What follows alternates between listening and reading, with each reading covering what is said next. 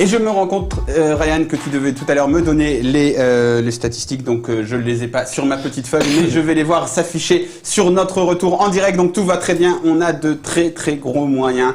Si Lionel veut nous racheter, va falloir vraiment allonger les billets, pareil. L'Arabie Saoudite, je suis pas sûr qu'on se voit en Arabie Saoudite. Je suis pas encore. Il va falloir voir avec Benjamin Courme. C'est lui. Non, on refuse. On refuse. Donc voilà. En fait, s'il y a des sponsors qui veulent nous aider, il n'y a pas de problème. Hein. On prend ça. On verra bien. On va tout de suite commencer. Donc revue d'effectifs. Nemanja Radonjic. Voilà, donc Nemanja Radonjic, notre ami serbe qui a pris part à 21 matchs sur 28, souvent en tant que remplaçant, puisqu'on voit qu'il n'a joué que 874 minutes en Ligue 1. Et je vois 5 buts et une passe décisive sur la saison. Donc, et surtout des buts décisifs, en fait. Oui. Des buts décisifs. Quel est votre avis? Alors, on rappelle le concept gentil joueur, petit joueur, bon joueur ou top joueur. Jean-Charles, qu'est-ce qu'est Nemanja Radonjic Sur cette saison, je vais l'encourager, je vais dire bon joueur. Pourquoi? Parce qu'il était décisif dans des matchs importants. Ah, son but à Brest, son but contre Brest, au Vélodrome. Il a marqué quand il fallait. À Toulouse aussi, je crois. Il est bien meilleur, surtout quand il rentre, que quand il est titulaire.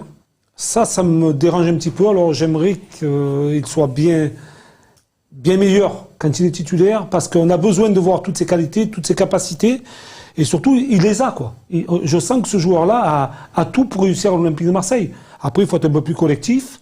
Il a mangé un peu quelques ballons aussi. Là, je l'encourage. Je dirais bon, je l'encourage parce qu'il est jeune, parce que il faut qu'il prouve, parce qu'il a de la vitesse, il a de la frappe, il est capable de donner des bons ballons, il est capable de marquer derrière. Voilà. Et maintenant, il faut s'exprimer. Alors maintenant, c'est la 3e saison, si je ne me trompe pas. Deuxième. Non, ça va être la 3e saison. Oui, ça va être la 3e saison. Il faut que ce soit la bonne. Voilà. S'il reste. S'il reste. Nico, moi, j'ai envie de l'encourager aussi parce que c'est vrai que la première saison, il a été très décevant. Bon, comme d'autres, il a été quand même pas trop aidé par l'ancien coach de l'OM. Mais je le mettrai entre gentil et bon joueur. Je ne vais pas le mettre bon joueur non plus parce que je trouve qu'il a encore des fois cette capacité à jouer tout seul. Moi, si tu as le droit de le mettre entre deux, alors j'ai le droit aussi. Je gruge un peu. Mais c'est vrai que je l'ai trouvé sympa sur quelques matchs. C'est-à-dire qu'il a les qualités de ses défauts. C'est-à-dire autant moi je préfère les joueurs collectifs. Je préfère 10 fois je compare pas les niveaux, mais un Zidane qui va faire jouer les autres, ou un Payet qui va faire jouer les autres, qu'un Radonjic qui va croquer. Mais on aime bien aussi un peu ce facteur X qui peut faire basculer un match. Brest, c'est le meilleur exemple, où tu te fais rattraper, tu te dis oh mais on a dominé tout ce match, comment on peut se faire rattraper? Et il remonte tout le terrain sur l'engagement, et il met une frappe incroyable, ça fait lever un stade. Donc j'aime bien son côté facteur X et son côté fou, il va tenter des gestes que d'autres ne tenteraient pas. C'est pour ça qu'on aime Radonjic, c'est pour ça qu'on a envie encore de voir Radonjic. Et comme tu dis Jean-Charles, effectivement, je pense que Radonjic c'est vraiment le profil du remplaçant, du super sub. Et s'il veut faire une carrière, il va falloir qu'il soit plus que ça. Alors il a beaucoup de choses à travailler, je pense que l'aspect collectif, il a des notions, mais c'est quand même pas son point fort. Après, on a un bon coach cette année, et j'espère qu'il peut progresser s'il reste. Moi, j'ai peur que ça peut être un joueur qui peut être vendu cet été, qui plafonne. Après, voilà, il y a des côtés que j'aime pas, mais j'aime bien son côté facteur X. Rappelez-vous aussi, quand l'OM était dominé, que l'OM n'arrivait pas à gagner la rencontre, on était impatient de voir rentrer Radonjic. Et oui, c'est ça. Pour faire la différence. C'est vrai qu'à un moment, on était là, Radonjic, tout le monde le demandait pour faire la différence. Il faisait mal. Et ça a été un petit peu le cas. Ça a été un petit peu le cas cette saison. C'est pour ça qu'on l'encourage, mais il faut que maintenant, lui démontre sur le terrain qu'il a toutes ses qualités pour faire la différence quand il est titulaire. Et sa blessure, ça avait fait mal aussi quand il s'était blessé avant l'arrêt. Ça avait fait mal parce que justement c'était ses entrées en jeu en fin de match qui faisaient beaucoup de bien, comme tu dis. Quand les matchs ils n'étaient pas débloqués, on l'attendait pour un peu foutre le bordel dans la défense adverse. Et c'est vrai qu'il a un peu manqué quand il s'est blessé. Donc voilà, s'il reste, moi je pense que ça va être un élément important. C'est vrai qu'un mec comme ça qui rentre, il peut tout faire basculer. Oui, tu pleureras pas s'il part. Si tu prends un bon chèque, je pleurerai pas parce que je pense que tu peux trouver des super joueurs. Après, je sais qu'il y a des gens qui sont fans de ce genre de joueur parce que, comme je disais, il peut te faire basculer le match. J'entends ça, je comprends ça, et moi aussi j'aime ça, mais voilà, après moi je suis pas non plus, je suis pas. Il est capable de partir dans un autre club et casser la baraque. Hein. Ouais. Après, l'OM l'a surpayé. Mais... Le problème, c'est que l'OM l'a surpayé. Ça, c'est comme dans d'autres cas. Mais ça, on est habitué, Nico. Tu payes 12 plus 2 pour un joueur qui, a priori, il y a plein de clubs, ils disaient à 8. Vous rigolez ou quoi? On paye pas 8 pour lui. Donc, il a été surpayé. Alors, on va pas rentrer dans les détails d'agents et de compagnie. Mais voilà, c'est aussi le problème de Radonjic. C'est que vu qu'il a été surpayé, ça va être difficile de le revendre pour faire une grosse plus-value. Et quelque part, ça lui met un statut qui n'est pas forcément le sien. Ryan, vas-y, on t'écoute. Ouais, j'ai vu là maintenant sur Twitter un média qui s'appelle Média Sportif et qui parle donc du coup d'actualité sportive et des médias, de droit TV, etc. et qui confirme que le Bayern Munich va bien affronter l'Olympique de Marseille, que ce sera diffusé, non pas sur Twitch, mais sur Canal+, ce sera le vendredi 31 juillet à 16h. Voilà. Super, ça sera un bon match à regarder. Ce sera un bon match amical, c'est une bonne nouvelle. Ça, c'est une bonne préparation pour la Ligue des Champions. Après, ils seront pas au même niveau de préparation parce qu'ils vont couper là. Donc ouais, ils vont couper, mais du coup, ils vont pas couper longtemps. Hein. Ouais, ils vont pas couper. Après, ça reste une bonne nouvelle, donc voilà, ne faisons pas l'épice vinaigre. Et passons au second joueur de cette revue d'effectifs. Si tu veux bien, Ryan, c'est toi qui choisis. Tu nous envoies qui tu veux. C'est toi le chef. Et tu nous envoies donc Dario Benedetto et sa belle coupe de cheveux. Il a les cheveux jaunes maintenant. Et il a donc joué 2115 minutes, donc beaucoup plus que Nemanja Radonjic, en Ligue 1, on précise, hein, parce qu'on a pris les chiffres de la Ligue 1, et pour 11 buts et une passe décisive. Donc le bilan de Dario Benedetto. Jean-Charles, on te rappelle, gentil joueur, petit joueur, bon joueur, top joueur. Je veux dire bon joueur parce qu'il a démontré certaines qualités quand même dans son jeu. Je pense c'est un chasseur. Il a quand même marqué 11 buts pour sa première saison à l'Olympique de Marseille. Ce qui n'est pas évident hein, quand on arrive à l'OM. Mais il n'a pas trop le profil de chasseur justement. Non mais quand je dis chasseur, c'est qu'il est capable de toucher un seul ballon. Mais il est capable de mettre des buts. Et de marquer. Donc c'est le véritable attaquant. En plus, au-delà de ça, il a cette capacité à pouvoir décrocher et aussi jouer dos au but pour bien remiser pour ses partenaires. Par contre, il manque un petit peu d'efficacité dans les passes décisives. Je vois qu'il n'y en a qu'une, donc il pourrait en faire peut-être un petit peu plus. Il a provoqué, par exemple, il me semble, un penalty, c'était contre Strasbourg, il me semble, au Stade Vélodrome, avec un joli dribble, et c'est Simakian qui fait la faute. Il a participé au jeu, quoi. C'est peut-être pas toujours d'une manière mais c'est peu quand même, c'est peu pour un avant-centre. Les stats, sur les stats, je parle là. Après, je parle pas de la qualité technique du joueur, des déplacements, parce que il bouge énormément les défenses adverses, parce que il donne souvent la possibilité à ses partenaires de se retrouver devant le but. Aussi de pouvoir se démarquer autour de lui, d'aller au but. Et lui, il a cette capacité-là de faire bouger la défense adverse.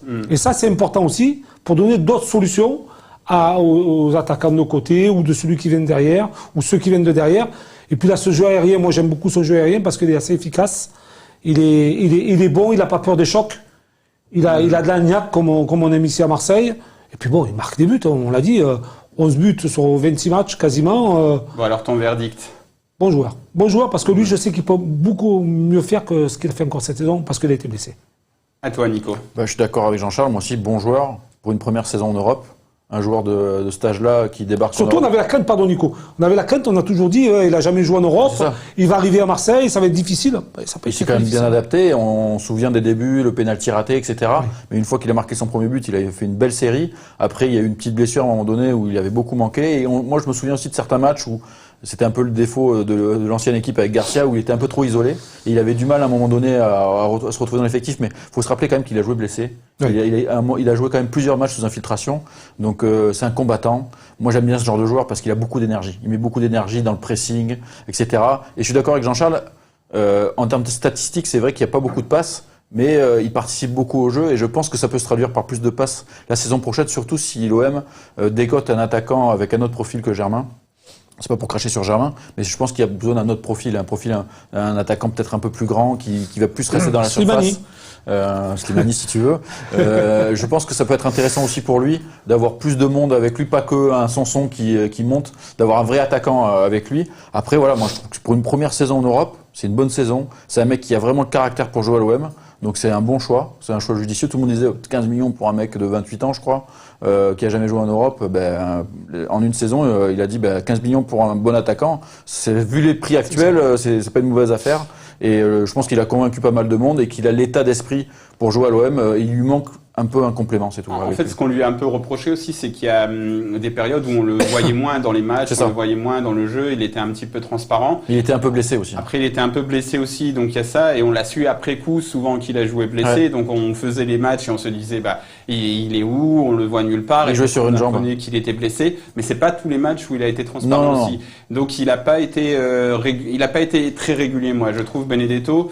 Et je suis plutôt d'accord dans l'ensemble, j'aime bien ce joueur et j'ai envie de le voir une seconde saison pour voir ce qu'il peut faire. Puis surtout, j'aimais bien ce joueur avant qu'il arrive à l'OM parce que vraiment, quand je l'ai vu en pleine possession de ses moyens à Boca avant qu'il se fasse les ligaments croisés, c'était un tueur. On avait ce doute aussi, des ligaments croisés, comment il va revenir. Voilà. Mais justement, ce doute, moi, il n'est pas complètement effacé au niveau physique. C'est-à-dire que vraiment, le Benedetto que j'ai vu à Boca, mais il y a des tas de joueurs que à l'époque, parce que maintenant je regarde moins le championnat argentin, vraiment, j'ai regardé un petit peu Vélez parce qu'il y avait Enze, mais j'ai moins le temps de regarder à 2h du matin les matchs du championnat argentin, malheureusement. Mais à l'époque, il y a plein de joueurs, je voyais, qui étaient annoncés comme des pépites en Europe, etc. Et je voyais que personne ne les voyait jouer. Je me disais, mais je sais pas, il m'a pas impressionné ce mec-là. Il y en a plein des comme ça. Comment il s'appelle déjà, le mec qui maintenant il joue à Malaga ou un truc comme ça, qui jouait à Boca aussi, un attaquant qui avait profité de Tevez. Une fois, il avait fait une Rabona et tout le monde avait dit c'est un super joueur. Bon, bref, ce mec-là, il est parti à West Ham. Après, il est parti en Espagne. Je savais que ce mec-là, c'était pas un crack, mais tout le monde le vendait comme un crack. Et Benedetto, par contre, ce mec-là, tu le voyais jouer. Tu disais, ah ouais, il est au-dessus du niveau. Il est au-dessus il y a le niveau du championnat d'Argentine, et puis lui, il était au-dessus. Et il marquait des buts, il faisait des passes décisives et des beaux buts, et il portait son équipe. Et ce Benedetto-là, je l'ai pas revu à l'OM complètement. Mais tu vas le voir cette saison. Je l'espère, parce que du coup, moi, ce dont j'ai un petit peu peur, c'est que son physique est beaucoup plus dilettante, on va dire. Bon, ça se dit pas à propos d'un physique, mais voilà, beaucoup plus fragile depuis cette blessure, et que ce qui explique que ce qu'on a vu, c'est les bribes de son talent, parce qu'il a un gros talent, ça on le savait, mais que son physique, il lui manque peut-être encore. Enfin, il n'arrive plus à faire ce qu'il faisait quand je l'ai vu en 2016. Est-ce que tu crois pas que aussi il y a un truc, on l'a pas dit, mais il est arrivé blessé aussi. Il est arrivé blessé, il n'a pas joué tout de suite. Et après, il s'est à nouveau reblessé. Et après, il s'est reblessé. Après, il n'y a pas eu vraiment de pause. Voilà, et puis il a changé de continent, il n'a pas eu de pause. Là, en fait, il va commencer de zéro. Là, en plus, cette année, avec le Covid, grosse prépa physique. C'est-à-dire que là, ils ont attaqué 28 juin et ils vont commencer que 23 août. Donc, ils ont vraiment le temps d'être lancés physiquement. Moi, je pense que là, Benedetto, on va le voir à 100% physiquement. Et puis, ça va être intéressant de le voir comme ça. Puis Nico, moi, je pense, parce qu'on dit qu'il lui manquait un joueur à côté de lui. Cette année, il va voir Thauvin quand même. Il n'a jamais joué avec Thauvin. C'est vrai. Ce joueur-là, il a fait quoi? Il a fait 45 minutes avec Thauvin. Donc Thauvin, c'est quand même un joueur de complément extraordinaire. Et qui va créer de l'espace. Pour un attaquant. C'est très important. Il fera beaucoup moins d'efforts. Benedetto va faire beaucoup moins d'efforts. Il va plus rester dans la zone de vérité. Parce que la saison passée, rappelez-vous quand même, qu'il redescendait assez souvent, chercher les ballons, qu'il courait un petit peu à droite, sur la gauche. Tu avais un Germain, les droits des fois. Voilà. Donc là, je parle de Thauvin, mais tu parlais d'un associé à côté. Moi, je reviens souvent sur Slimani, parce que ça a changé d'entraîneur à Monaco, et maintenant, le nouvel entraîneur veut garder Slimani. Attends, on en parle aussi à Benfica avec Donc voilà, il y a un tas de trucs qui peuvent changer pour Benedetto. Mais en effet, Thauvin, c'est une très bonne nouvelle, parce que c'est aussi ce pourquoi Villas-Boas le prend, parce qu'il dit, quand je l'ai vu à Boca et tout, j'ai compris qu'ils pouvaient faire jouer les autres, et avec ça peut bien combiner avec la profondeur. Et ils peuvent combiner, donc on verra en effet. Thauvin Payet de chaque côté. Mais en tout cas, En tout cas, si je devais donner mon avis sur sa saison, je dirais qu'on a vu son talent, on a vu qu'il avait son talent, mais que mes doutes sur son physique ne sont pas complètement levés. Donc j'espère qu'il va les lever. Et s'il les lève, on aura vraiment le joueur que j'ai vu lorsqu'il arrive à Boca. Franchement, il était vraiment au-dessus du lot.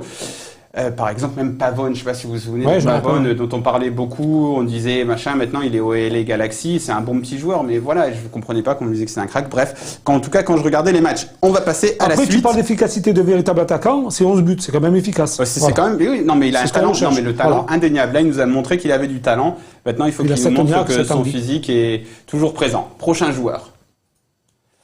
Donc c'est le jeune Marley Ake qui a beaucoup moins joué du coup, 90 minutes au total, mais qui a quand même eu un impact sur cette saison, notamment grâce à son entrée à Lille. Donc 0 but, 0 passe décisive. Mais qu'avez-vous pensé donc de ces petites entrées par-ci par-là? Il avait aussi été titulaire à Monaco en Coupe de la Ligue, un très mauvais match de l'OM, un match que Villas-Boas se dit ça a été un peu un tournant, et il n'avait pas été mauvais dans ce match. Il avait joué 45 minutes, je crois. C'est difficile de juger ce jeune joueur parce que qu'on voit 90 minutes, c'est que des petits morceaux de match.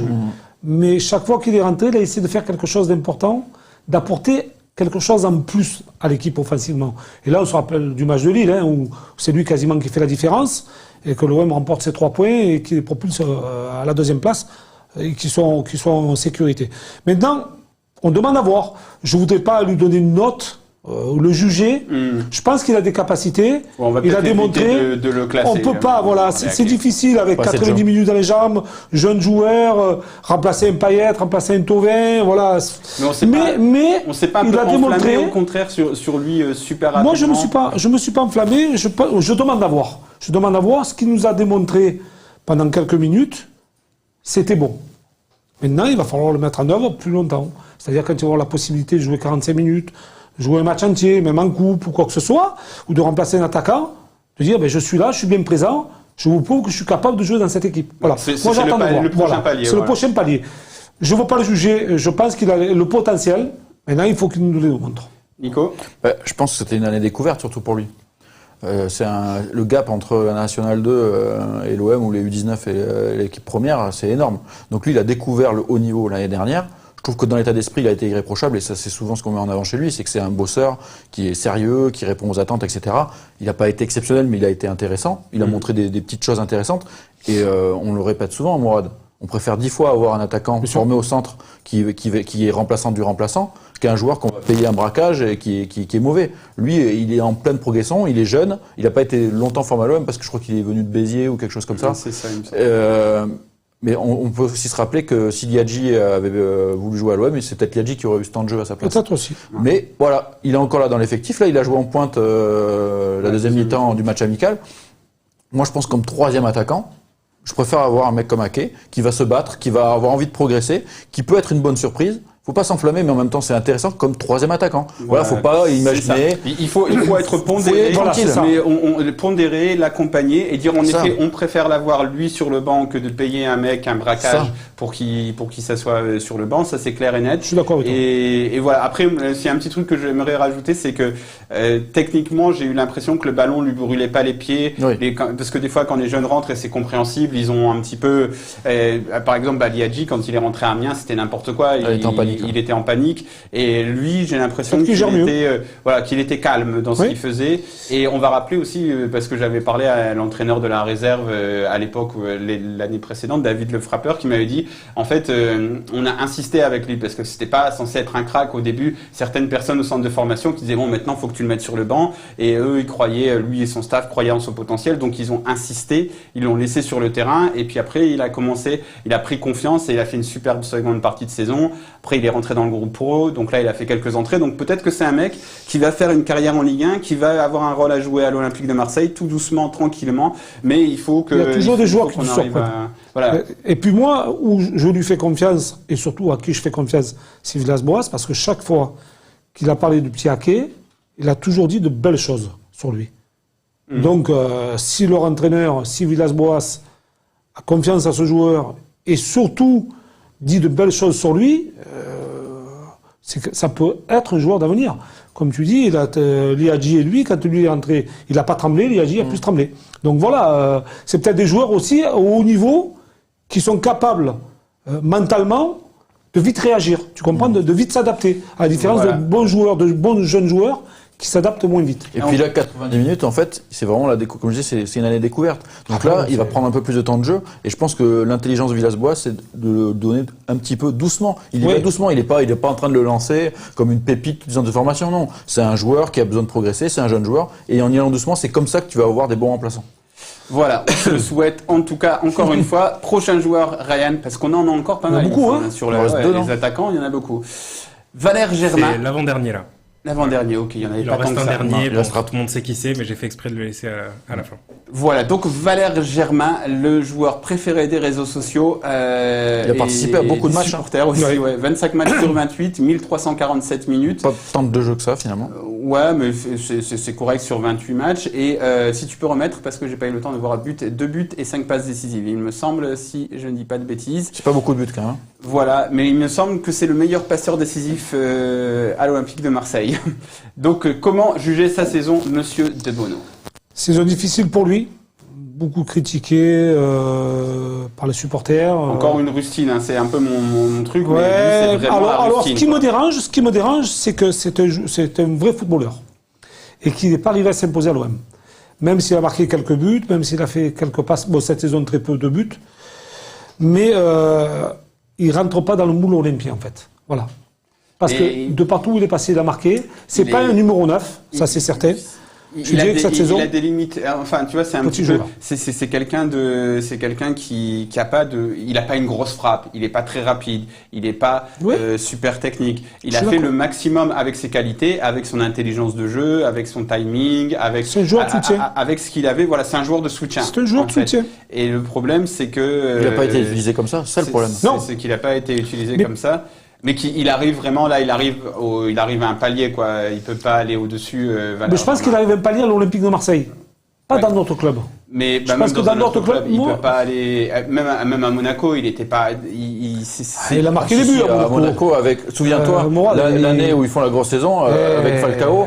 En première partie de saison, c'est lui qui jouait avec Falcao. Après, Mbappé lui a pris la place. Mais au début, c'est lui qui jouait avec Falcao et il marquait des buts, il faisait des passes. Même à Nice, il a marqué des buts. Avec Ben Arfa, 15 de buts, 14, 15 buts. À Nice, il fait une super saison. Je crois que c'est 14 ou 16 buts. Et la saison à Monaco, les supporters monégasques, ils l'aimaient beaucoup. Il fait une bonne demi-saison. Un jeune du centre de formation, etc. Mais ils te diront aussi que c'est celui qui avait eu le plus grand temps de jeu et que c'est celui qui avait le moins marqué, etc. À côté, t'imagines, t'avais Falcao et Mbappé. Voilà. Non, mais c'est pour dire un petit peu, c'est un bon joueur de Ligue 1, mais vraiment, il touche à un palier là, il peut pas jouer à Ligue 1. Mais à l'Olympique de Marseille, c'est difficile pour lui aujourd'hui. Voilà. S'il est troisième attaquant à l'Olympique de Marseille et qu'il a pas ce salaire-là, personne se plaindra parce que là, Valère Germain, il est arrivé avec un statut parce qu'on l'a survendu à son arrivée, on lui a donné un gros salaire, on a dit ci, on a dit ça. Donc on compare le joueur à son salaire. Les capacités d'un joueur, on le compare au salaire. Et c'est ça qui est désolant aussi, parce que bon, après, c'est pas lui non plus qui a demandé 300 000 ou 350 000, on lui a dit non. Non, mais dans un club bien géré, il paye aussi les erreurs des dirigeants, mais parce que dans un club bien géré, logiquement, le salaire et les capacités et ce qu'apporte le joueur sont en relation. Tu vois, c'est comme sous Pape Diouf, il y avait un seul joueur qui avait plus de 200 000 euros par mois, c'était Mamadou Niang. Personne ne trouvait rien à redire, c'était ton capitaine, ton meilleur buteur. Donc, après, le truc, c'est que quand tu files des salaires n'importe comment, donc, voilà, c'est ça le problème de Valère Germain, et qu'encore une fois, malgré tout, cette saison, je pense que Nico, cette saison, Villas-Boas, il en était plutôt satisfait parce qu'il pouvait le faire jouer à gauche, à droite. Il a fait une saison comme j'appelle, de rustine, sans que ce soit, c'est-à-dire qu'il dépanne à gauche, à droite. C'est ça qui est décevant, c'est que moi, je pense que Valère Germain, il aurait pu faire mieux. Moi, il a été survendu, je suis d'accord avec toi, il a coûté trop cher en salaire, même en transfert. Et au final, c'est un attaquant de complément. C'est un mec qui doit être soit remplaçant, soit deuxième attaquant avec un attaquant. Et ça, il a quasiment jamais joué comme ça. Donc déjà, le mec, tu lui mets pas en bonne condition. Et cette année, il a dépanné. Alors, c'est un mec qui va toujours dépanner parce qu'il a un bon état d'esprit, il est sérieux, il peut te marquer des justes. Regarde le but qu'il met, le 5e là. Le geste du buteur, il se démarque premier poteau, il ouvre son pied, petite frappe bien placée. C'est spécial, ça. Non mais il a des gestes de buteur, il est pas très grand, il va pas très vite, mais il a un bon timing de la tête, par exemple. Il a des qualités. Il est très bon de la tête. Il a des qualités, mais le problème, c'est que ces qualités, elles peuvent s'exprimer dans un certain cadre. Et le problème, j'ai l'impression que ce cadre-là, il a jamais été mis. Garcia, il a recruté ce joueur-là alors qu'il jouait avec un seul attaquant. Et après, Villas-Boas, il a pas le choix. Villas-Boas, il a pas choisi, il l'avait dans l'effectif. Donc il a fait jouer un coup à droite, un coup remplaçant de Benedetto, etc. Mais c'est pas son poste, ni l'un ni l'autre. Il peut pas jouer seul en pointe ou ailier droit. C'est pas son poste. Et je pense que quelque part, c'est pas un énorme joueur, mais il aurait pu faire mieux à Marseille si l'OM jouait en 4-4-2. Mais tu vas pas changer un système pour Germain. Et c'est ça le problème. Et donc pourquoi t'as pris Germain? Donc l'erreur, elle est initiale d'avoir pris Germain. Après, sur la saison, pour moi, c'est un gentil joueur. Ça lui colle bien en plus. C'est un gentil joueur. Germain, c'est un gentil mec. C'est vrai. Il respecte le coach, il respecte l'institution. Surtout que lui, il a quand même une histoire avec son père. C'est un bon coéquipier, c'est un mec gentil. Ouais. Après, voilà, je pense que lui, il doit être aussi déçu. C'est un travailleur. Il doit être déçu parce qu'il aurait aimé faire mieux. Et il a une part de responsabilité, mais pas que. Il n'a pas été mis dans les meilleures conditions. Je pense qu'il a pas été. Ça a été un mauvais choix de la direction. Allez, on passe au dernier joueur de cette revue d'effectifs qui sera donc suspense. Qui cela peut-il bien être? Un certain Dim. Attention, suspense, Dimitri Payet. Eh oui, on ne l'attendait pas du tout. 22 matchs sur 28. On rappelle qu'il a été suspendu donc 4 matchs en octobre. Donc 1937 minutes de jeu, un titulaire indiscutable, 9 buts, 4 passes décisives. Sa saison, Jean-Charles, tu la jugerais quand même top joueur, bon joueur. Jamais top joueur cette année. Je pense que Dimitri était, il a été décisif quand il le fallait. Il a tiré l'équipe vers le haut. Quand l'OM était en difficulté, il a été présent. D'ailleurs, quand il n'a pas joué ses 4 rencontres de suspension, l'OM était un peu dans un trou noir. On s'est vite aperçu, et lui s'est rendu compte aussi de l'erreur qu'il a pu faire.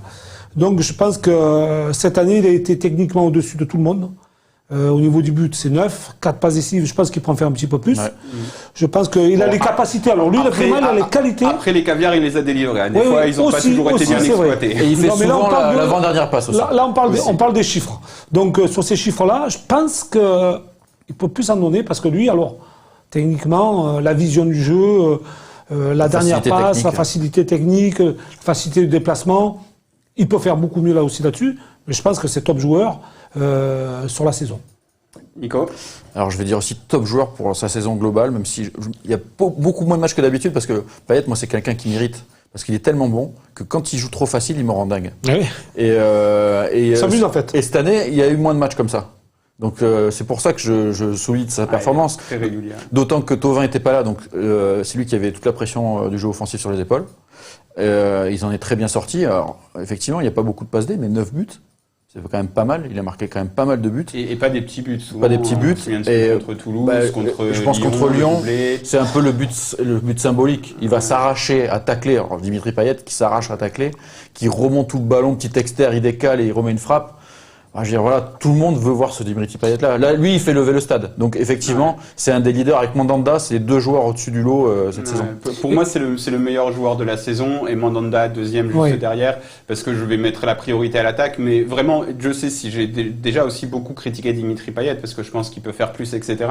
Mais cette année, vraiment, tu vois, c'est aussi pour ça que tu viens voir du football, quoi. C'est pour voir des mecs qui font des trucs comme ça, et pour voir des mecs, des créateurs aussi, parce que il a été laissé à gauche, il a été reculé. C'était intéressant aussi comment il jouait avec les autres, comment il faisait jouer les autres, et comment quand il fallait porter ses boules, comme il l'a fait contre Lyon, et il le faisait, et vraiment, je pense que cette saison, il méritait de faire sa fameuse célébration après son penalty contre Lyon. Il avait mérité de la faire, celle-là. Je pense qu'il l'a bien porté. Tu sais pourquoi je dis qu'il peut faire beaucoup mieux ? Parce que regarde contre Lyon, c'est chaud quand même. Non, il peut faire. Non, mais Dimitri, dans l'efficacité, je te parle, et surtout sur les 90 minutes.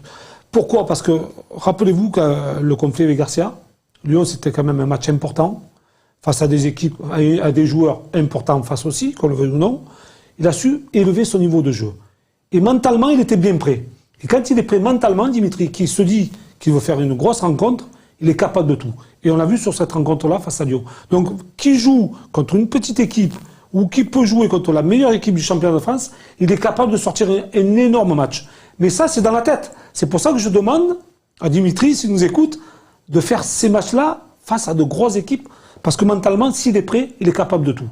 Et là, dans l'efficacité, il sera bien meilleur encore. Moi, 2 petits trucs sur Payet. C'est le bémol que je disais tout à l'heure. Moi, c'est ce qui peut m'exaspérer chez ce joueur, c'est quand il joue trop facile. Et des fois, il retombe un petit peu dans ce travers-là. Tu sais, quand il fait des petites roulettes, des passes mal assurées, alors que le mec, techniquement, il est capable de faire des passes de dingue. Et une passe à 2 mètres, il va mal. Il n'a pas fait beaucoup quand même cette année. Il y a beaucoup moins que les années précédentes, mais de temps en temps, il a été énervant. Tu vois, même le match amical hier, à un moment donné, il tombe dans la facilité, il perd 2-3 ballons parce qu'il fait n'importe quoi. Et moi, j'aimerais bien qu'il gomme ça. C'est jamais trop tard pour gommer ce genre de choses. Et je voulais souligner un deuxième truc beaucoup plus positif, c'est que on a dit que c'était une opération de com, mais de lisser son salaire sur 4 ans. Je pense que ça montre aussi quelque chose. Il est bien peut-être dans la ville, mais je pense qu'il est bien aussi dans le club. Il aime vraiment ce club. Et c'est bien qu'un Dimitri Payet, même si on ne sait pas s'il y aura une reconversion, il y en a d'autres, Benoît Chéreau, s'il nous écoute, à qui on en avait promis. Mais en tout cas, c'est bien. Moi, je trouve que c'est un geste positif et c'est bien qu'il ait fait ça. Moi, je suis content qu'il ait lissé son salaire sur 4 ans. Et qu'il continue de nous faire ces petits externes là. Voilà. Et qu'il reste à ce niveau et qu'il reste régulier comme il a pu l'être avec. Moi, je l'ai trouvé vraiment concentré. Et voilà, j'espère qu'il va refaire une saison comme ça parce que ce serait très bon signe pour l'Olympique de Marseille.